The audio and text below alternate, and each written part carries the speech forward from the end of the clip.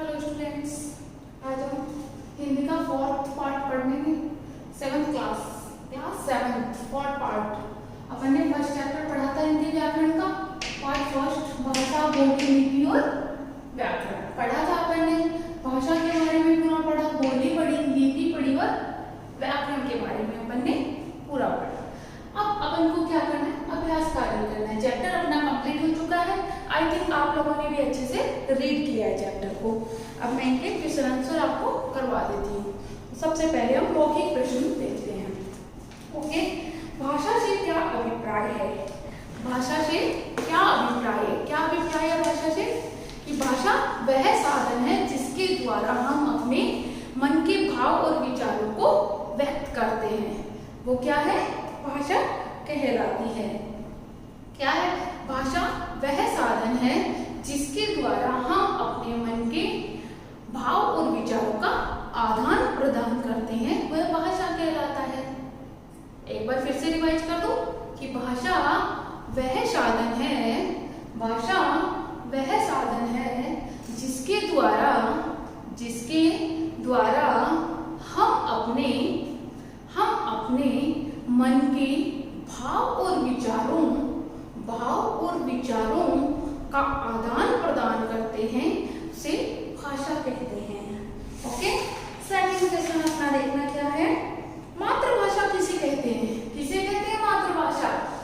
मातृभाषा बालक अपनी माँ, परिवार और आसपास के लोगों से जिस भाषा को सीखता है वही मातृभाषा कहलाती है। क्या होती है मातृभाषा? कि बालक अपनी माँ से, अपने परिवार के लोगों से और अपने आसपास के लोगों से जो भाषा सीखता है वही क्या कहलाता है? मातृभाषा कहलाता है। एक बार फिर से रिवाइज कि बालक अपनी माँ व परिवार के लोगों से जो भाषा सीखता है वही मातृभाषा कहलाती है। थर्ड क्वेश्चन अपना, राष्ट्रभाषा और राजभाषा में क्या अंतर है? राष्ट्रभाषा क्या होती है? जो पूरे राष्ट्र में जिस भाषा को जाना जाता है, पहचाना जाता है, वो राष्ट्रभाषा होती है। और राजभाषा जिसमें सिर्फ सरकारी कामकाज में ही यूज किया जाता है, वो राजभाषा होती है। राष्ट्रभाषा के अंदर तो अपने पूरे राष्ट्र के अंदर इस भाषा को जिसको जाना जाता है वो राष्ट्रभाषा, और जो सरकारी काम में यूज किया जाता है वो राजभाषा कहलाती है। क्लियर? नेक्स्ट 4 नंबर क्वेश्चन, भारतीय संविधान में मान्यता प्राप्त भाषाएं कितनी हैं? बताओ कितनी है भारतीय संविधान में? अपन ने पढ़ा है, आप लोगों का आंसर निकल जाना चाहिए। कितनी है? 22 भाषाएं। कि भारतीय संविधान में 22 भाषाओं को मान्यता प्रदान की गई है। फिर से देख लो कि भारतीय संविधान में 22 भाषाओं को मान्यता प्रदान की गई है। हो गया क्लियर? नेक्स्ट क्वेश्चन, बोली किसे कहते हैं? किसे कहते हैं बोली? किसी क्षेत्र विशेष में बोले जाने वाली बोली भाषा को ही क्या कहते हैं? बोली। किसको कहते हैं? एक क्षेत्र विशेष के अंदर जिस भाषा का हम यूज करते हैं वही बोली कहलाती है। तो फिर से एक बार बोली क्षेत्र विशेष में बोले जाने वाली भाषा को बोली कहते हैं। क्षेत्र विशेष में बोले जाने वाली भाषा को बोली कहते हैं। हो गया क्लियर? आगे नेक्स्ट, लिपि किसे कहा जाता है? किसे कहते हैं लिपि? बोलो, लिपि किसे कहा जाता है? ध्वनियों को लिखने के लिए जिन चिन्हों का प्रयोग किया जाता है उन्हें लिपि कहा जाता है। कि ध्वनियों को लिखने के लिए जिन चिन्हों का प्रयोग किया जाता है उसे लिपि कहते हैं। इसे कहते हैं कि ध्वनियों को लिखने के लिए जिन चिन्हों का प्रयोग किया जाता है उसे लिपि कहते हैं। हुआ क्लियर? अब व्याकरण के अंग कौन कौन से हैं? लास्ट क्वेश्चन है अपना 6 नंबर का कि व्याकरण के अंग कौन कौन से हैं। तो व्याकरण के कितने अंग होते हैं? 3 अंग होते हैं। पता है आप लोगों को व्याकरण के कितने अंग होते हैं? कि व्याकरण के 3 अंग होते हैं, वर्ण विचार, शब्द विचार और वाक्य विचार। कौन कौन से होते हैं? वर्ण विचार, शब्द विचार और वाक्य विचार। आया समझ में? तो ये आपके क्वेश्चन आंसर मौखिक क्लियर हो गए। ओके, अब अपन देखते हैं सही विकल्प पर राइट का निशान लगाने वाला। ओके, फर्स्ट क्वेश्चन देखिए, भावों और विचारों के आदान प्रदान का साधन क्या है? सीधा आंसर फटाक से निकल जाना चाहिए आप लोगों का कि भावों और विचारों के आदान प्रदान का साधन क्या है। आप लोगों ने कर रखा है ना, तो मेरे साथ चेक करोगे आपके कितने रॉन्ग हो रहे हैं, कितने राइट। जिसके पूरे राइट, वेरी गुड, उसने अच्छे से पढ़ाई की है, और जिसके रॉन्ग हो रहे हैं वो समझ लेना कि आप लोगों ने पूरे चैप्टर को अच्छे से रीड नहीं किया, इसीलिए आपकी मिस्टेक निकल रही है। ओके, तो देखना कितने रॉन्ग कितने राइट चेक करना अपना। भावों और विचारों के आदान प्रदान का साधन है, क्या है? भाषा। क्या है? भाषा। मौखिक, लिखित भाषा या लिपि, क्या है? भाषा ही है। सरकारी कामकाज में प्रयोग होने वाली भाषा क्या कहलाती है? अभी अभी बताया मैंने आपको, राजभाषा। क्या कहलाती है? राजभाषा। गुड। ना वो मातृभाषा होती है, ना वो राष्ट्रभाषा होती है, ना क्षेत्रीय भाषा, वो क्या होती है? राजभाषा होती है। भाषा के शुद्ध रूप का ज्ञान कौन कराता है? कौन कराता है भाषा के शुद्ध रूप का ज्ञान? व्याकरण कराती है अपन को भाषा के शुद्ध रूप का ज्ञान। व्याकरण के द्वारा तो हम भाषा को शुद्ध लिखना और उसका प्रयोग करना सीखते हैं। तो इसमें क्या आएगा? व्याकरण। हिंदी दिवस कब मनाया जाता है? फटाक से आंसर आना चाहिए। 14 सितंबर। आया सबका? Very good. हिंदी दिवस कब मनाया जाता है? 14 सितंबर। रामचरितमानस की रचना किस भाषा में हुई? किस भाषा में हुई बताओ? अवधी भाषा में। किसमें? अवधी भाषा में लिखा हुआ है रामचरितमानस। याद रखोगे, भूलना नहीं है। कौन सी भाषा में लिखा हुआ है रामचरितमानस? अवधी भाषा में। सबको क्लियर हो जाना चाहिए। अब इसके एक बार क्वेश्चन के आंसर देख लेना, वही आंसर रिपीट कर रही हूँ मैं। फर्स्ट क नंबर है उसमें भाषा आएगी, ख नंबर जो है उसमें राजभाषा आएगी, ग नंबर जो है उसमें व्याकरण आएगा, और घ नंबर जो है उसमें 14 सितंबर आएगा, और अड़े उसमें अवधी भाषा आएगी। ठीक है, हुआ क्लियर? अब अपने नेक्स्ट क्वेश्चन देखिए, रिक्त स्थान की पूर्ति कीजिए। ओके, रिक्त स्थान की पूर्ति में फर्स्ट क्वेश्चन, भाषा के 2 रूप होते हैं, मौखिक और, फटाक से आंसर आना चाहिए आप लोगों का, लिखित रूप। Very good. भाषा के 2 रूप होते हैं, मौखिक और लिखित। भाषा का क्षेत्रीय रूप क्या कहलाता है? बोली। क्या कहलाता है? बोली। अब ये बताना, सूरसागर की रचना कौन सी भाषा में हुई है? बोलो, कौन सी भाषा में हुई सूरसागर की? ब्रज भाषा में। रामचरितमानस की रचना तो अवधी भाषा में की गई है, और सूरसागर की रचना ब्रज भाषा में की गई है। ये क्लियर रखना, सबको याद होना चाहिए कि सूरसागर की रचना ब्रज भाषा में की गई है और रामचरितमानस की अवधी भाषा में। आगे नेक्स्ट देखना, ध्वनियों को लिखने के लिए निर्धारित किए गए चिन्ह क्या कहलाते हैं? लिपि। गुड। कि ध्वनियों को लिखने के लिए जो चिन्ह निर्धारित किए गए उनको क्या कहना है? लिपि कहते हैं। वर्ण विचार, दूसरा कौन सा आएगा?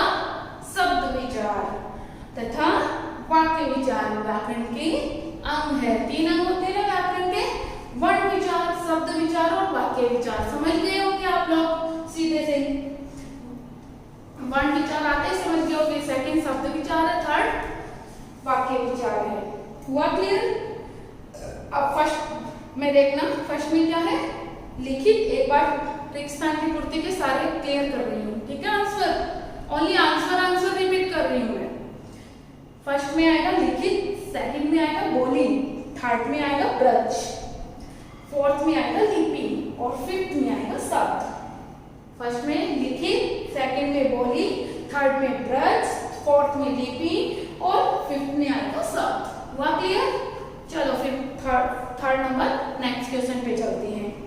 निम्नलिखित भाषाओं की लिपि लिखिए। अब आपको लिपि याद है तो आप फटाफट लिख दोगे। चेक करना कितने रोंग आते हैं। आई थिंक आप लोगों ने बैक साइड से लिपि को नहीं देख के लिखा है, अपने आप कर रहे हो। आप अच्छे बच्चे हो, कर रहे हो ना? Good students. अब बताओ तो संस्कृत कौन सी भाषा में लिखी गई? देवनागरी में। अंग्रेजी रोमन में। ये चेक करना आपकी लिपि कितनी रॉन्ग होती है, कितनी राइट होती है। फिर मुझे बताना कि हमारी इतनी रॉन्ग हुई थी, इतनी राइट हुई थी। ओके, आगे अंग्रेजी रोमन में लिखी गई है, पंजाबी किस में लिखी गई? गुरुमुखी में। उर्दू अरबी में लिखी गई है। उर्दू किस में लिखी गई? अरबी में। गुजराती देवनागरी में लिखी गई है। किस में लिखी गई? देवनागरी में। फ्रांसीसी रोमन में लिखी गई है। फ्रांसीसी किस में लिखी गई? रोमन में। और बंगाली बंगला में लिखी गई है।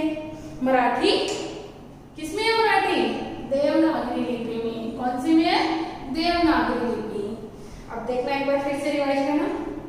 संस्कृत देवनागरी लिपि में, अंग्रेजी रोमन लिपि में, पंजाबी गुरुमुखी लिपि में, उर्दू अरबी लिपि में, गुजराती देवनागरी लिपि में, फ्रांसीसी रोमन लिपि में लिखी गई है और बंगाली बंगला लिपि में लिखी गई है। मराठी देवनागरी लिपि में लिखी गई है। आया समझ में? हुआ क्लियर? फिर से बताऊं? लो एक बार फिर से रिवाइज कर देते हैं। संस्कृत देवनागरी में, अंग्रेजी रोमन में, पंजाबी गुरुमुखी में और उर्दू अरबी में, गुजराती देवनागरी में, फ्रांसीसी रोमन में और बंगाली बंगला में और मराठी देवनागरी में। आई थिंक मैंने इतनी टाइम्स इसका रिवीजन कर दिया है कि आप लोगों को सबको क्लियर हो गया होगा। अब लर्न करने की भी आई थिंक आपको जरूरी नहीं है, मैंने इतने टाइम्स इसको क्लियर कर दिया है, तो ऐसे ही लर्न हो गया होगा। निम्नलिखित का next question, page number next आ जाओ 10 पे। 4 नंबर उचित मेल किया करना है आपको। क्या करना है? निम्नलिखित का उचित मेल कीजिए। ओके, मातृभाषा कौन सी होती है? किससे मेल होगा? देखो इधर वाले में मातृभाषा में क्या आएगा? परिवार में सीखी गई भाषा। मिला उससे 5 नंबर से। मातृभाषा परिवार में सीखी गई भाषा। राजभाषा सरकारी कामकाज में लाने वाली, सरकारी कामकाज में प्रयोग होने वाली भाषा। 4 नंबर पे। बोली भाषा का अविकसित एवं क्षेत्रीय रूप। बोली क्या होती है? भाषा का अविकसित और क्षेत्रीय रूप बोली कहलाता है। व्याकरण क्या है? व्याकरण भाषा के शुद्ध अशुद्ध रूप का ज्ञान करने वाला शास्त्र कि भाषा के शुद्ध व अशुद्ध रूप का हमें ज्ञान कराने वाला शास्त्र होता है। अब राष्ट्रभाषा, राष्ट्र में सबसे अधिक विकसित भाषा। पूरे राष्ट्र में जिस भाषा को सबसे अधिक जाना जाता है वो राष्ट्रभाषा। आया समझ में? एक बार फिर से देख लो, चेक कर लो सही है क्या? मातृभाषा परिवार में सीखी गई भाषा। राजभाषा सरकारी काम में प्रयोग होने वाली भाषा। बोली भाषा का अविकसित क्षेत्रीय रूप। व्याकरण भाषा के शुद्ध अशुद्ध रूप का ज्ञान कराने वाला शास्त्र। राष्ट्रभाषा राष्ट्र में सबसे अधिक विकसित भाषा। राष्ट्र में सबसे अधिक जो विकसित भाषा है वही क्या है? राष्ट्रभाषा। हुआ क्लियर? अब आप लोगों को क्या करना है? आप लोग अपनी व्याकरण की नई रजिस्टर डाल लो, उसके अंदर मौखिक भाषा डालोगे हेडिंग। आपको पता है मैं किस अकॉर्डिंग कराती हूँ? पहले पाठ लिखोगे, कौन सा पाठ है, उसके नीचे वाली लाइन में पाठ का नाम लिखोगे आप लोग कि कौन सा पाठ दिया गया है, वो सेकंड लाइन में आ जाएगा। उसके बाद आप अभ्यास कार्य करके मौखिक प्रश्न डाल करके क्वेश्चन आंसर आपको सारे करने हैं। आया समझ में? ओनली क्वेश्चन आंसर इस रजिस्टर में करोगे और सही विकल्प के आगे राइट का निशान, रिक्त स्थान की पूर्ति, भाषा लिपि और ये मिलान वाला, ये चारों आप बुक में ही क्लियर करोगे। अब लिखने की बारी, जो लिखने की बारी वाला सारा है वो तो आपको क्या करना है? बुक में ही करना है। और मौखिक प्रश्न वाला जो है वो आप अपने फेयर नोटबुक व्याकरण की उसमें फर्स्ट चैप्टर डाल करके जैसे मैंने समझाया उस अकॉर्डिंग आप करोगे। आया समझ में? और सिर्फ करके नहीं छोड़ना है, उसको पूरे को लर्न करना है। ओके, जब आप मिलेंगे मैं सारा सुनूंगी तो आप लोगों को लर्न भी होना चाहिए साथ साथ में। ऐसा नहीं है कि आपके नहीं है, मेरे पढ़ाने से आई थिंक आप लोगों को क्लियर हो गया है तो ज्यादा प्रॉब्लम नहीं होगी, आपको लर्न करने में बहुत जल्दी लर्न हो जाएगा। तो आप साथ साथ में इसको लर्न भी करोगे। ओके, आया समझ में? Thank you students. For more updates, search on YouTube RP Dular Shikshan Sansthan. Please subscribe the channel and press bell icon.